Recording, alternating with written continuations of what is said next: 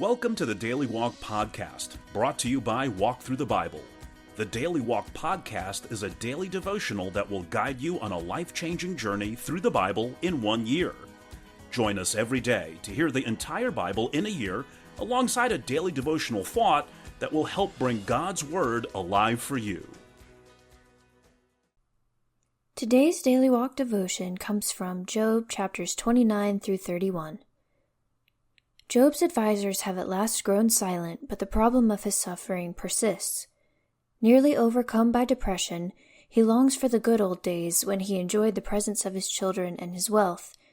In contrast to his former position of status and prestige, Job now experiences mockery from the young men of the city, and ever present is the excruciating pain of his loathsome disease. Job pauses and thinks back over his life. Is there some area of sin he has overlooked? No. Has he manifested any bitter or negligent attitude toward his neighbors? No. Has he demonstrated an attitude of insensitivity toward God or others? No. And so, with his personal and public life an open book before God, Job rests his case. Now let's listen to Job chapters 29 through 31. Job 29. Job continued his discourse. How I long for the months gone by, for the days when God watched over me, when his lamp shone on my head, and by his light I walked through darkness. Oh, for the days when I was in my prime, when God's intimate friendship blessed my house, when the Almighty was still with me, and my children were around me, when my path was drenched with cream, and the rock poured out for me streams of olive oil. When I went to the gate of the city and took my seat in the public square, the young men saw me and stepped aside, and the old men rose to their feet. The chief men refrained from speaking and covered their mouths with their hands. The voices of the nobles were hushed, and their tongues stuck to the roof of their mouths. Whoever heard me spoke well of me, and those who saw me commended me, because I rescued the poor who cried for help, and the fatherless who had none to assist them. The one who was dying blessed me. I made the widow's heart sing. I put on righteousness as my clothing. Justice was my robe and my turban. I was eyes to the blind and feet to the lame. I was a father to the needy. I took up the case of the stranger. I broke the fangs of the wicked and snatched the victims from their teeth. I thought, I will die in my own house, my days as numerous as the grains of sand.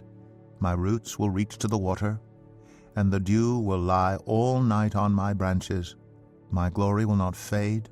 The bow will be ever new in my hand. People listened to me expectantly, waiting in silence for my counsel.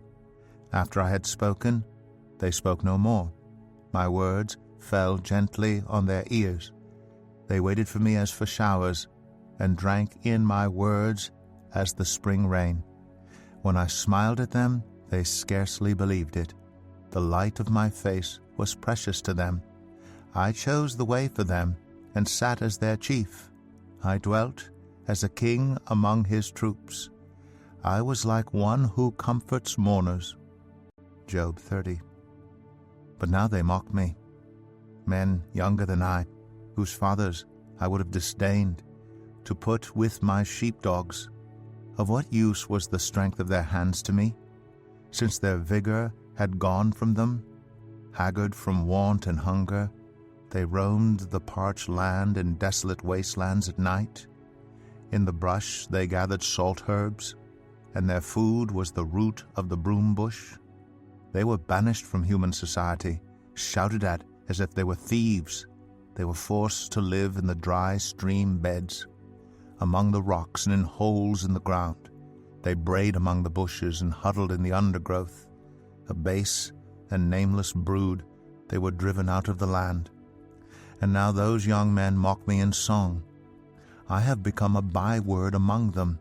They detest me and keep their distance. They do not hesitate to spit in my face. Now that God has unstrung my bow and afflicted me, they throw off restraint in my presence.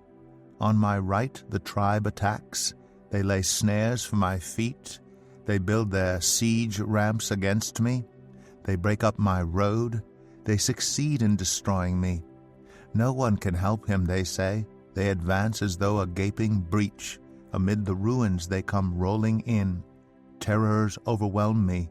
My dignity is driven away as by the wind. My safety vanishes like a cloud. And now my life ebbs away. Days of suffering grip me. Night pierces my bones. My gnawing pains never rest. In His great power, God becomes like clothing to me. He binds me like the neck of my garment. He throws me into the mud, and I am reduced to dust and ashes. I cry out to you, God, but you do not answer. I stand up, but you merely look at me. You turn on me ruthlessly. With the might of your hand you attack me. You snatch me up and drive me before the wind. You toss me about in the storm. I know you will bring me down to death, to the place appointed for all the living. Surely no one lays a hand on a broken man when he cries for help in his distress. Have I not wept for those in trouble? Has not my soul grieved for the poor? Yet when I hoped for good, evil came. When I looked for light, then came darkness. The churning inside me never stops. Days of suffering confront me. I go about blackened, but not by the sun. I stand up in the assembly and cry for help. I have become a brother of jackals, a companion of owls. My skin grows black and peels. My body burns with fever. My lyre is tuned to mourning, and my pipe to the sound of wailing. Job 31. I made a covenant with my eyes not to look lustfully at a young woman. For what is our lot from God above, our heritage from the Almighty on high? Is it not ruin for the wicked, disaster for those who do wrong? Does He not see my ways and count my every step? If I have walked with falsehood, or my foot has hurried after deceit, let God weigh me in honest scales, and He will know that I am blameless. If my steps have turned from the path, if my heart has been led by my eyes, or if my hands have been defiled, then may others eat what I have sown, and may my crops be uprooted. If my heart has been enticed by a woman, or if I have lurked at my neighbor's door, then may my wife grind another man's grain, and may other men sleep with her. For that would have been wicked, a sin to be judged.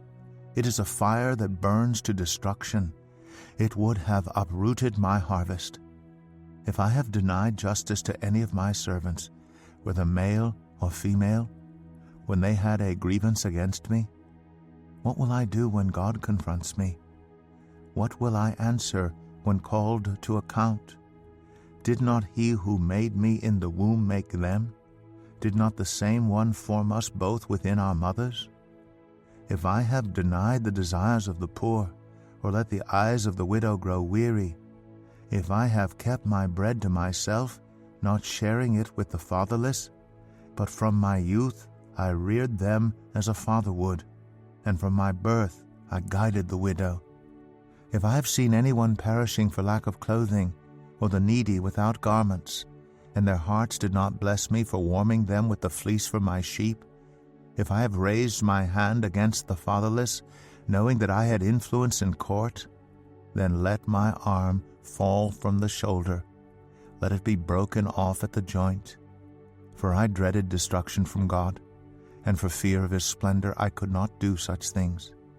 If I have put my trust in gold, or said to pure gold, You are my security. If I have rejoiced over my great wealth, the fortune my hands had gained, if I have regarded the sun in its radiance, or the moon moving in splendor, so that my heart was secretly enticed, and my hand offered them a kiss of homage, then these also would be sins to be judged. For I would have been unfaithful to God on high. If I have rejoiced at my enemy's misfortune, or gloated over the trouble that came to him? I have not allowed my mouth to sin by invoking a curse against their life. If those of my household have never said, "Who has not been filled with Job's meat?" But no stranger had to spend the night in the street, for my door was always open to the traveler. If I have concealed my sin as people do by hiding my guilt in my heart, because I so feared the crowd and so dreaded the contempt of the clans that I kept silent and would not go outside, oh, that I had someone to hear me. I sign now my defense. Let the Almighty answer me. Let my accuser put his indictment in writing. Surely I would wear it on my shoulder. I would put it on like a crown. I would give him an account of my every step. I would present it to him as to a ruler. If my land cries out against me, and all its furrows are wet with tears, if I have devoured its yield without payment, or broken the spirit of its tenants, then let briars come up instead of wheat, and stink weed instead of barley. The words of Job are ended. Here is our Daily Walk devotional thought for today. Every good store manager takes stock of his inventory at regular intervals. He carefully examines his goods to see what he has on hand and what he doesn't, what he needs to buy and what he needs to throw away. That's precisely what Job did in chapter 31. He took stock of his life to see where his character, conduct, and spiritual life were deficient. Although there was no grave area of sin, Job's attitude of confession prepared him for God's instruction later. When was the last time you took personal inventory in your life?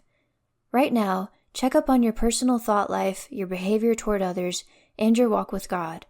Confess your areas of sinful neglect, thank God for your areas of strength, and map out a project today to begin restocking the shelves in places where you are weak. Thank you for joining us today for the Daily Walk Podcast from Walk Thru the Bible. Be with us tomorrow as we continue our life-changing journey through the Bible in a year. Love this episode of the Daily Walk Podcast? We'd love for you to rate and give us a review on iTunes or Google Play. Make sure you subscribe so you won't miss an episode as we walk through God's Word together. For more resources to help you live God's Word, visit walkthru.org. That's WALKTHRU.org. Walk through the Bible. Take a walk, change the world.